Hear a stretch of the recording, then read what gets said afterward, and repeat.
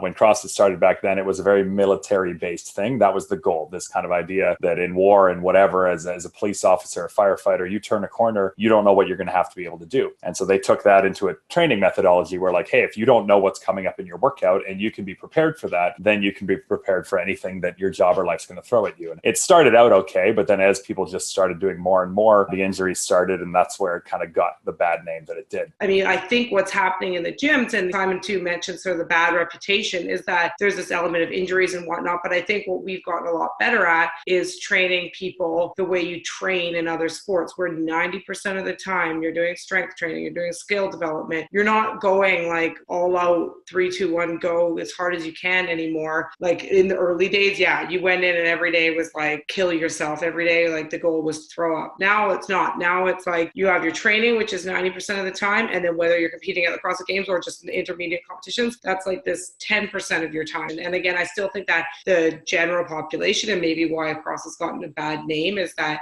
they think it's all the same and every day is like the hardest day of your life. There's this idea that like in the military, you've got to be ready for anything. Therefore, your program should be, I don't want to oversimplify it, but like somewhat chaotic in nature. And that's kind of like saying, well, just because when you go on a mission in the military, you might encounter anything, you really shouldn't plan for, what probabilistically is the most likely scenario. So I think even for the military, there's probably, quote unquote, better ways to train than CrossFit. But to be fair, I don't think that even CrossFit likes to sort of affiliate itself with like the military. But the reality is people are doing CrossFit because it's a general fitness model. And that's where kind of like from a financial standpoint, that's your best chance of running a business. As I got to know more people in the field, you start to see that it isn't just what it's all made out to be. It isn't made up of all the fail videos that you would see on YouTube. It isn't all the crazy stuff that you'd necessarily see in competition. But there are people out there who are taking appropriate measures to make sure that people are adequately progressed, adequately introduced to exercises, adequately challenged. Not only doing that, but also trying to make the effort to upskill themselves and make sure that they're providing a better service.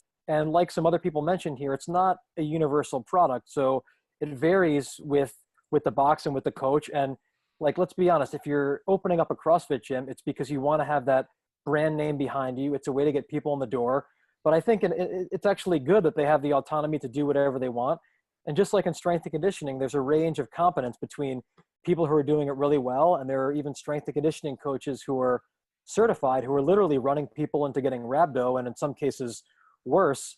So it's like any profession. I mean, there's not everyone's doing it the same way. And I think that you have to kind of evaluate each box on an individual basis. When I was in New York visiting you, I kind of did the group fitness pub crawl, where I went and looked at all the different things going on. And I would say at least the CrossFit gyms weren't putting you in a dark room with blasting music and dimming the lights and doing the sensory deprivation thing. There was more of a community feel.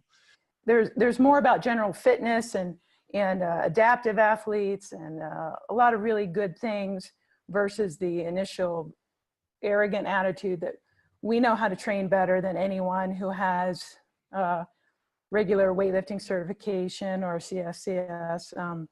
So that's really good to see that there's quite a bit of things have toned down a lot in terms of the arrogance and the anti-establishment view that initially kind of came out of certain personalities that led the organization. So that's great. In terms of my own thought is in terms of like say the weightlifting community, this weekend, the world's largest weightlifting meet is happening in Las Vegas. There's 1,600 athletes competing in the American Open 3, 5 platforms going for 4 days. That's a direct result of CrossFit. USA Weightlifting went from 5,000 members 10 years ago now to over 30,000 members. The talent pool for weightlifting in this country has gone way up. So that's a very positive thing for the weightlifting community. I think equipment has gotten cheaper. We have much better access to a lot of really nice American-made equipment now in this country, barbells and all kinds of fun tools. So that's a benefit of CrossFit coming into the community. My own facility now here in Park City is very simple. CrossFit opened that door for people to be very accepting of less commercialized facilities, small facilities that are very humble, kind of rustic. So those things are great. And the whole idea that there can be very tight-knit group fitness communities that really emphasize better eating, strength for women, really like just working together. I've seen some very powerful stories of people changing their lives. Like Iron Maven said, what's cool is we've got all these people now coming in the door touching a barbell or free weights that weren't doing that before. You know, there was really no such thing as a strength and conditioning group class prior.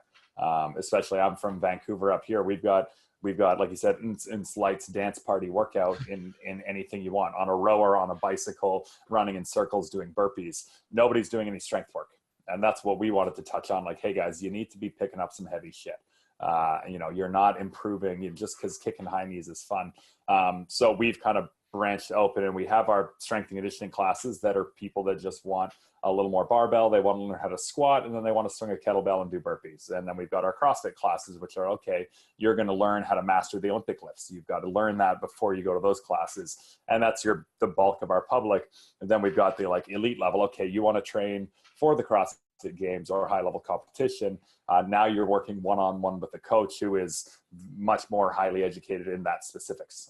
I'm more of a weightlifting guy. More of my certifications are weightlifting based, and I'll work especially with clients on that. So as far as kind of the balancing it all goes, I think, and what it took me 5 years in business to learn was I had to stop trying to know everything. I like barbell, and I like my group class members and working with them. Those elite level athletes, as I'm sure all of you guys know, one elite level athlete can be a bigger headache than 30 regular, people looking to exercise. So first thing I did was hand off all the elite athletes to a coach that specifically wanted to work with them. He takes care of 20 or 30 of them. And I can manage a group class of, 200 at the level that they need. It doesn't have to be a group class. I think I don't think there's anybody who could argue that a one-on-one program like dedicated to this individual person isn't the best way to go. Like that's going to be where your fitness is going to be the best if it is something is designed for you and your wants and your needs. The problem is that's expensive.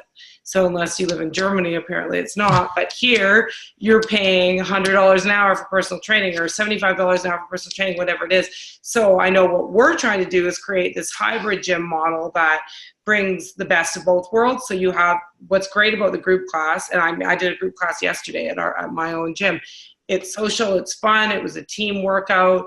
You leave, you've had a good sweat, and then your friends tell you to show up, and you have that like accountability aspect.